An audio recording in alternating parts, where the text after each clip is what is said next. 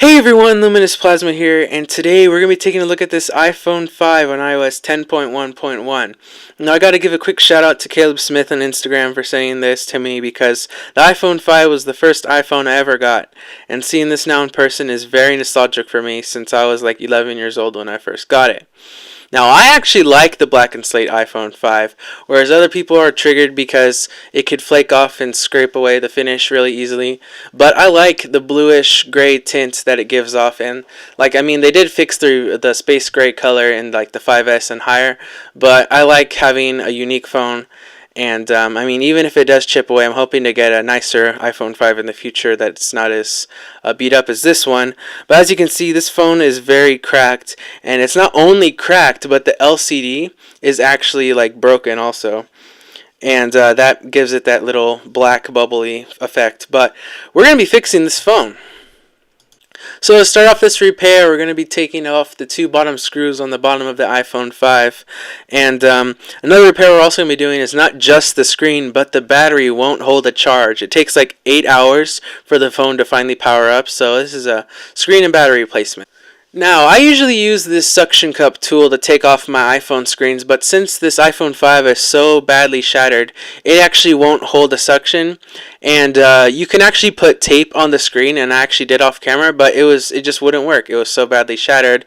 So what I did instead was stick in some spudgers on the corner of the glass. I actually picked up some of the glass to get a hold of the actual screen. It was kind of hard, but now basically you just want to pick on that and then run along the border of the screen with your spudger. And it's pretty simple. It's like iPhone repairs aren't really that hard, but people get a little bit intimidated with like all the small screws and stuff. But it's really not that hard, but as you can see there, I just dropped the screen to 90 degrees. Any farther than that would actually damage the display connector. But as you can see here, I'm taking off 3 screws for the top bracket and 3 screws for this bottom bracket. You really need to only take out 2 on the bottom bracket because the third one's actually for the dot connector, but that's not really the problem here. Now we just need to take off the shields since we released all the screws. Some of them are different sizes. Make sure you keep track of that. If you lose track of the screws, just go into iFixit, and they have really nice guides that you can follow.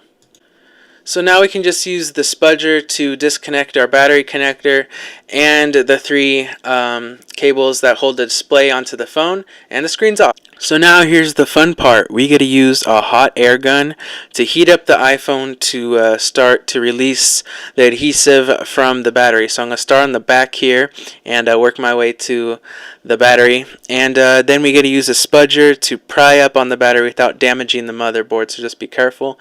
And yeah, it's out now. Now I got the replacement battery here, and it's pretty self-explanatory. Just drop it in and clip the buttons back on. And I actually reinstalled the screen off camera because I was having issues with the connectors lining up. There's probably an issue with just the stellar of the screen, and usually you can probably find a screen that everything's supposed to line up properly. But I had to do a little bit of bending and stuff, and but it eventually got in there. So I didn't really want to show that on camera, but also this isn't really a tutorial. If you want a tutorial, go to iFixit. So yeah. So I just screwed in all the screws to the brackets, and now we can seal the iPhone back up. And now we can just remove the plastic cover on the screen, and we can look at that nice glossy finish. And we can just give it over just one more look, and let's power it on. And now while we're waiting for it to boot up, we can put in the last 2 pentalobe screws, and we should be done with this entire repair and restoration. Now this phone was iCloud locked, but I successfully got it removed from the original owner's Apple ID, and now we can start the iPhone. Now even though I restarted it from iCloud, it didn't do a fresh install, so that's why it's still on iOS 10.1.1, and I can show you this right now in the settings. Now, this would probably be a great time to test out your front-facing camera, especially if you did it yourself, but I chose to buy my screen replacement from someone who sells it with parts like the earpiece speaker and the front-facing camera and the home button. But if you chose to do that yourself, you also can. I forgot to mention that in the intro of the video. But yes, you can actually swap the parts over from your old screen onto the new one if it doesn't have parts already.